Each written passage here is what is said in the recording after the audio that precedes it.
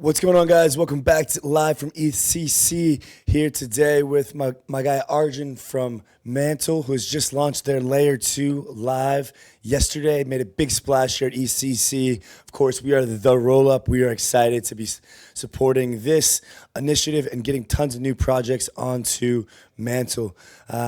Without further ado, just want to give a brief intro to Connext. Connext is launching has launched their a chain abstraction toolkit, which allows dApps to onboard users to any chain very easily, very seamlessly. And also, Connext does not use any sort of trust assumptions or external validator sets in their bridging technology. So if you want to bridge from different rollups or from different chains, you can do so trustlessly, but with the same level of security as Ethereum. Now, without further ado, we're going to dive into what makes Mantle special, what Arjun is excited about, and what's going on over there at Mantle. So GM Arjun, and how are you feeling after the big day and the big push? Yeah, it's been a pretty wild day. Yesterday, I've kind of also lost my voice talking to everybody at the booth. Yeah, now it's back. So while my voice has gone for a toss, no downtime on the network. It's going really smooth. We've got great feedback and support from the community as well. So I think it's going really well. I think over the next few days are crucial for us because we want to be able to onboard and on-ramp as many users as possible, as quickly as possible. At the same time, so many dApps are reaching out to us saying that they want to work with us, they want to deploy on Mantle. So obviously, simultaneously, while we're at ETHCC and we're having all of these different events here, we want to ensure that our teams are continuously on top of everything. So operationally, there's like a lot of stuff which we need to solve over the next few weeks. So like I was just saying that while we're obviously very happy that the network is launched, this is just the beginning. And so much more is due for us, and many more exciting announcements to be made in the weeks to come. So stay tuned, and very happy that all the support we've got from the community. I was really surprised. Like when I was walking down the street, people are stopping me. They're like, "Oh, you work with Mantle?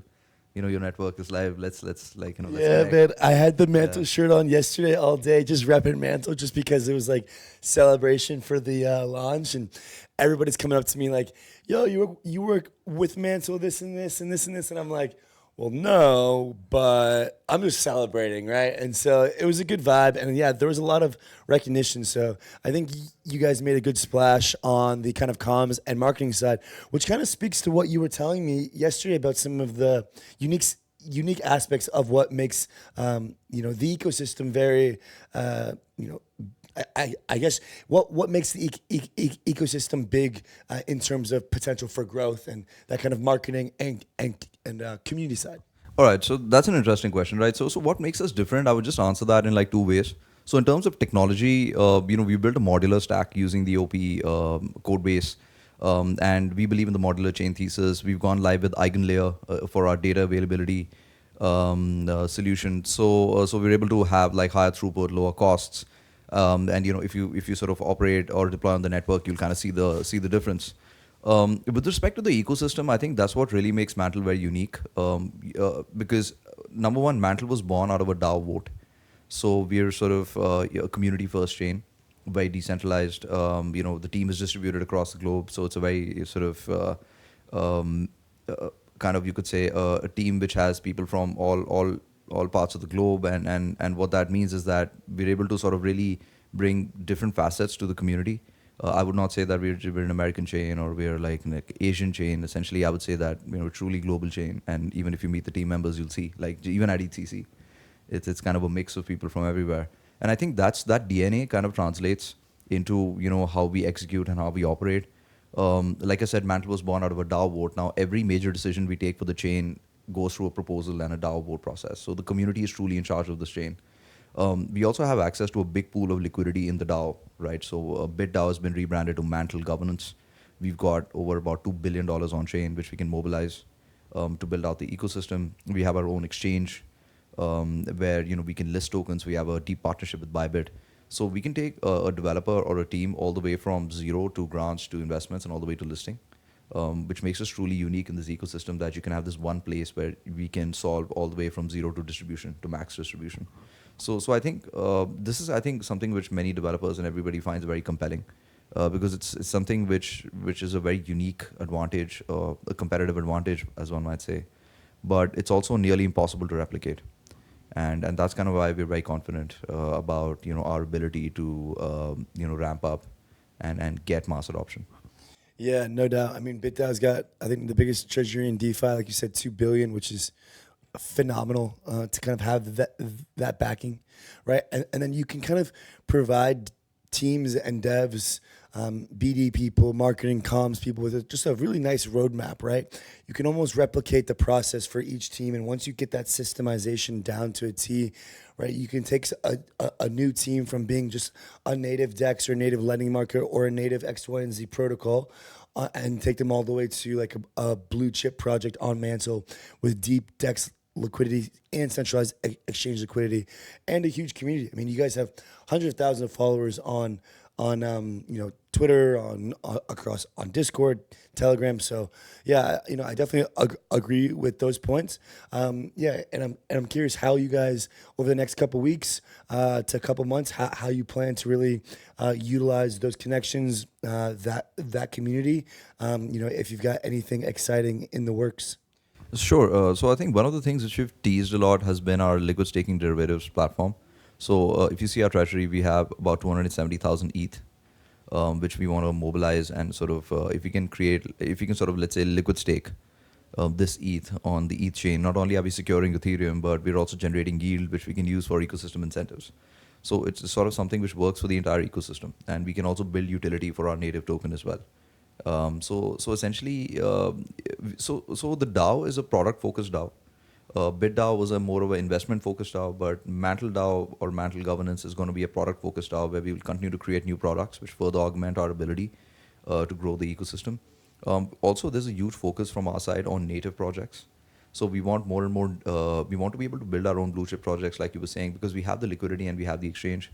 So a big focus on native projects, a big focus on creating like a very interesting kind of community, and we want to see all the new innovations go live on Mantle first. Talking about community, I think you're 100% right that like we have a large community as well. So it's not just Mantle, but it's Mantle. It's also the 𝗵𝗵𝗴 community, the investments 𝗵𝗵𝗴 made, like Game 7.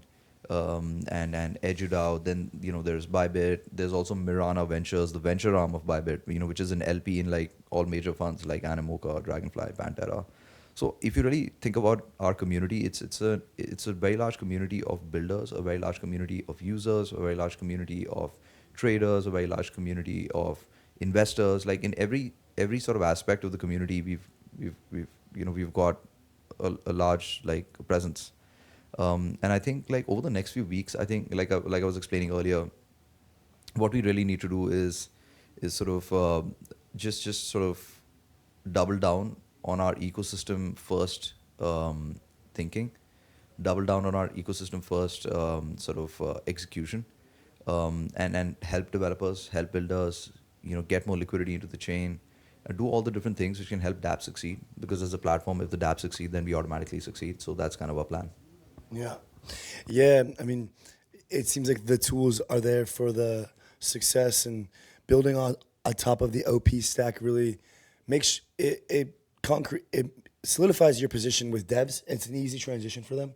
It's not something that they're not used to, right? And it's also an easy understanding for marketers and for BD people and for security and auditing firms as well, who can audit dApp code, understand kind of the backing of this. So yeah, I think on the right track there, and really looking forward to seeing some of that dApp growth.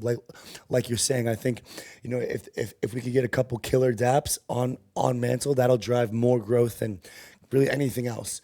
So looking forward. No, 100%. I think creating a tech stack which is easy for developers to build on was super important, which is kind of why we went to the OP stack, which is like widely used. We see so many chains now launching the OP stack. And also, EigenLayer, was also a preferred choice for us, because again, it's a mature solution. It's live.